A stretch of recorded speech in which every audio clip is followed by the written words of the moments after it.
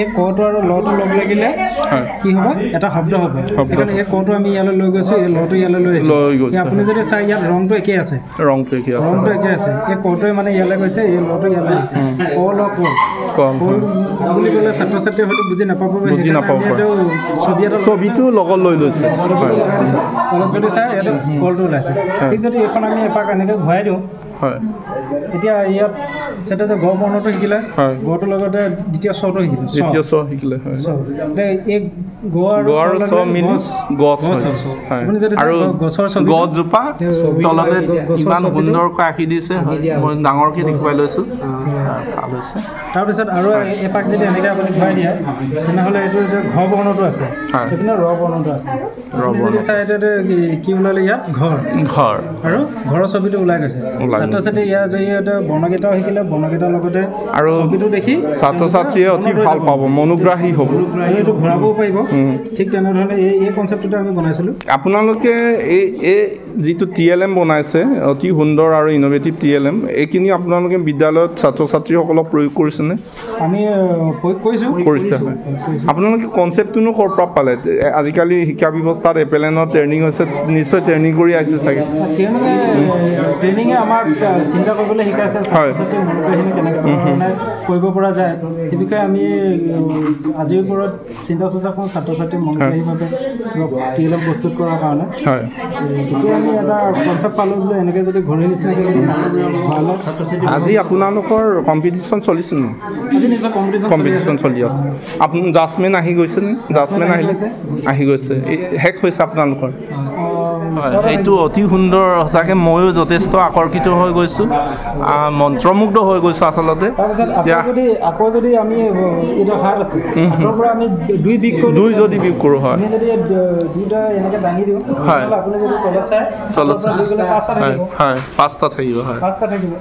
ঠিক তেনেদৰে তিনিটো যদি আমি দাঙি দিওঁ এনেকৈ হাতৰ পৰা তিনি গ'লে কেইটা থাকিব চাৰিটা আছে ছাত্ৰ ছাত্ৰীয়ে মনোগ্ৰাহী হ'ব আৰু ভিডিঅ' ধাৰণাতে শিকিব পাৰিব সহজে শিকিব পাৰিব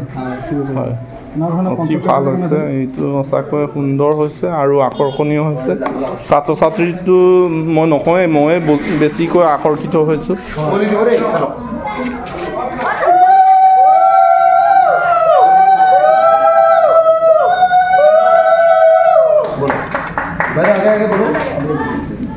आगे बढ़ो हुसैन बोलो बाहर को बोलो सब घुराई दियो सब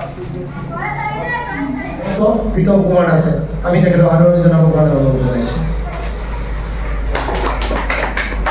আৰু এই মুহূৰ্তত আমাৰ উত্তৰ দখুৱাখানা আৰু উত্তৰ দখুৱাখানা এক্সটেনশ্যনৰ আমাৰ CRCC আমাৰ অতি জনপ্ৰিয় ডাইনেমিক আৰু খুব এক্টিভ আমাৰ CRCC মহোদয় উপস্থিত হৈ আছে তেখেতৰ পৰা আজিৰ যি এই কাৰ্যসূচী চলি আছে ইয়াৰ বিষয়ে দুটামান কথা মই জানিব বিচাৰিছোঁ পোনপ্ৰথমে মই ছাৰ আপোনাক বহুত ৱেলকাম জনাইছোঁ এই ইউটিউব চেনেললৈ আৰু মই ইয়াৰ জৰিয়তে আমাৰ ছাত্ৰ ছাত্ৰীসকলক আপোনালোকে যিটো ইয়াত TLM এক্সিবিশ্যন কম্পিটিশ্যন পাতিছে ইয়াৰ জৰিয়তে ছাত্ৰ ছাত্ৰীসকলৰ মাজত মই লৈ যোৱাৰ প্ৰয়াস কৰিছোঁ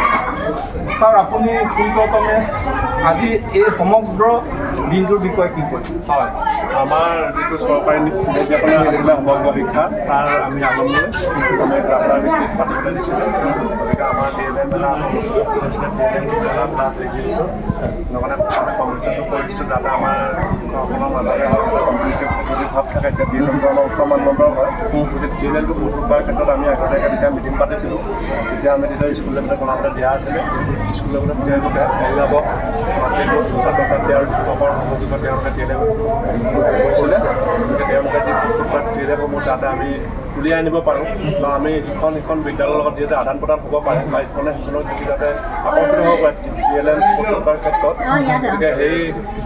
TLM মেলাটো অনুষ্ঠিত কৰিছোঁ গতিকে আমি যথেষ্ট উৎসাহজনক সহায়টো অংশগ্ৰহণ কৰিছোঁ আটাইকেইখন বিদ্যালয় গতিকে এইটো আমি তেওঁলোকৰ ধন্যবাদ জ্ঞাপন কৰিব লাগিব কিন্তু হয়তো আশা কৰিছোঁ ভৱিষ্যতেও এইটো অনুষ্ঠিত হ'ব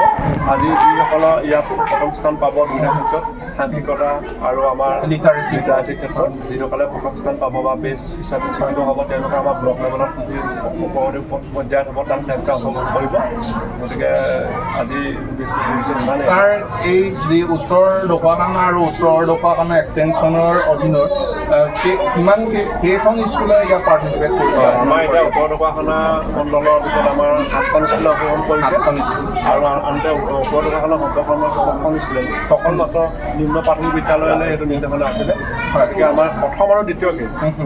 মানে যিসমূহ বিদ্যালয়ত প্ৰথম আৰু দ্বিতীয় শ্ৰেণী আছিলে গতিকে আমাৰ জিলাসমূহৰ মানে মানদণ্ডটো প্ৰথম আৰু দ্বিতীয় গ্ৰেডৰ ছাত্ৰ ছাত্ৰীসকলৰ কাৰণে দিয়া হৈছিলে প্ৰথম আৰু দ্বিতীয় শ্ৰেণীৰ ছাত্ৰ FLN গ্ৰেড বুলি কয় গ্ৰেড বুলি কয় FLN গ্ৰেড বুলি কয় ছাৰ আজি এদিনীয়া কাৰ্যসূচী ইয়াত আপোনালোকে যিটো কম্পিটিশ্যন পাতিছে ইয়াৰ পৰা চিলেকশ্যন প্ৰচিডিউৰটো কেনেকুৱা হ'ব ইয়াৰ পিছৰ পৰ্যায় কেনেকুৱা হ'ব হয় আমাৰ জাজমেণ্ট আহিছে হয় দেখিছোঁ হয় আমাৰ ইতিমধ্যে আমাৰ দুটা ক্লাছৰ কাৰণে দুজনকৈ দিয়া জাজমেণ্ট দিছে ইতিমধ্যে আমাৰ ফলাফল পাইছেহি ফলাফল আমাৰ কৰাই নাই গতিকে আমি পৰৱৰ্তী পৰ্যায়ত তেওঁলোকে যেতিয়া প্ৰথম স্থান পাব অৰ্থাৎ শ্ৰেষ্ঠ হিচাপে বিকশিত হ'ব গোটাকেইটাকে এটা সাংঘিকতা আৰু এটা আমাৰ লিটাৰেচিৰ ক্ষেত্ৰত মনৰ ক্ষেত্ৰত তেওঁলোকক আমি যেতিয়া আমাৰ পৰ্যায়ত অনুষ্ঠিত হ'ব তাত তেওঁলোকে অংশগ্ৰহণ কৰিব আৰু আশা কৰিম যাতে আমাৰ ক্লাষ্টাৰৰ বিদ্যালয় যাতে ব্লক লেভেলতো ভাল ফলাফল পাব পাৰে ছাৰ এই ইয়াৰ আগতে FLNৰ ট্ৰেইনিং নিশ্চয় হৈছে চাগে বৰ্তমান যিহেতু শিক্ষা ব্যৱস্থা NEPৰ জৰিয়তে বা লাৰ্ণিং বাই ডুইং বা লাৰ্ণিং বাই এনজয়টো হ'ব লাগে শিক্ষা ব্যৱস্থাটো ইয়াৰ জৰিয়তে আমাৰ দেশৰ উঠি অহা কণ ছাত্ৰ ছাত্ৰীসকল উপকৃত হ'ব বুলি ভবা হৈছে আপুনি এই বিষয়ে কি কয় ছাত্ৰ ছাত্ৰীসকলক কি মেছেজ দিয়ে হয় ইয়াৰ যথেষ্ট বিশেষকৈ আমাৰ NEP বুলি ক'লে আমাৰ নিউ এডুকেশ্যন পলিচিটো তাতে আমাৰ প্ৰথম অৱস্থাতে আছে আৰু NEPত আটাইতকৈ বেছিকৈ গুৰুত্ব দিছে প্ৰাথমিক পৰ্যায়ৰ বিদ্যালয় এতিয়ালৈকে আমাৰ বৰ্তমান NEPত আমাৰ যিটো FLN গ্ৰেড আছিলে প্ৰথম আৰু দ্বিতীয় যিহেতু আমাৰ যোৱা বছৰৰ পৰা আৰম্ভ হৈছে গতিকে প্ৰথম আৰু দ্বিতীয় শ্ৰেণী যোৱা বছৰ প্ৰথম শ্ৰেণীতে গ'লে বা দ্বিতীয় শ্ৰেণী আকৌ যেতিয়া অহা বছৰ তৃতীয় শ্ৰেণীতে অন্তৰ্ভুক্ত হ'ব তৃতীয় শ্ৰেণী আহি যাব কাৰণ আমাৰ তৃতীয় শ্ৰেণীলৈকে আমাৰ FLN গ্ৰেড বুলি কোৱা হয় তেতিয়ালৈকে আমাৰ যোৱা বছৰৰ পৰা যিহেতু আৰম্ভ হৈছিলে গতিকে আমাৰ যোৱা বছৰ প্ৰথমমান আৰু এইবাৰ দ্বিতীয়মান অহা বছৰ পৰা 25-26 চনৰ পৰা হয়তো আমাৰ তৃতীয় শ্ৰেণীৰ কাৰণে আৰু আমাৰ অহা বছৰতো মানে বিভিন্ন পৰা আহিব গতিকে আমি পৰৱৰ্তী সময়ত গম পাম চৰকাৰী নিৰ্দেশনা আহিলে আমি গম পাম এই উত্তৰ ঢকুৱাখানা আৰু উত্তৰ ঢকুৱাখানা এক্সটেনশ্যনৰ যি TLM এক্সিবিশ্যন কম্পিটিশ্যন হৈ আছে অতি সুন্দৰ হৈছে অতি মনোগ্ৰাহী হৈছে আৰু মই আগতে জীৱনত কেতিয়াও নেদেখা কিছুমান TLM ইয়াতে দেখিছোঁ গতিকে ছাৰৰ যিটো লিডাৰশ্বিপ বা তেখেতৰ যি নেতৃত্ব অতি প্ৰশংসনীয় আৰু অতি ভাল হৈছে গতিকে আপোনাৰ অনাগত দিনলৈ খুব ডাইনামিকেলি এনাৰ্জেটিকেলি আপুনি আগবঢ়াই যাব বুলি মোৰ এই ইউটিউব চেনেলৰ জৰিয়তে আপোনাক শুভেচ্ছা জনাইছোঁ ছাৰ শেষত আপুনি কিবা ক'ব নেকি হয় এটাকে কওঁ আপোনালোক সকলো আহিলে আটাইবোৰ বিদ্যালয় সহকাৰী প্ৰত্যেকখন বিদ্যালয় বা দুজনকৈ শিক্ষক আহিলে নিৰ্ধাৰণ কৰিছিলে তেওঁলোকে আহি ইতিমধ্যে অংশগ্ৰহণ কৰিছে কিন্তু এটা কথা হ'ল কি তেওঁলোকৰ যদি এখন প্ৰশিক্ষণটো কৰি আছে গতিকে আমাৰ এইটো গুৰুত্ব আহি আছে আগন্তুক সময়ত যাতে আমাৰ ক্লাছাই যাতে গুৰুত্ব আমাৰ যোৱা বছৰ যথেষ্ট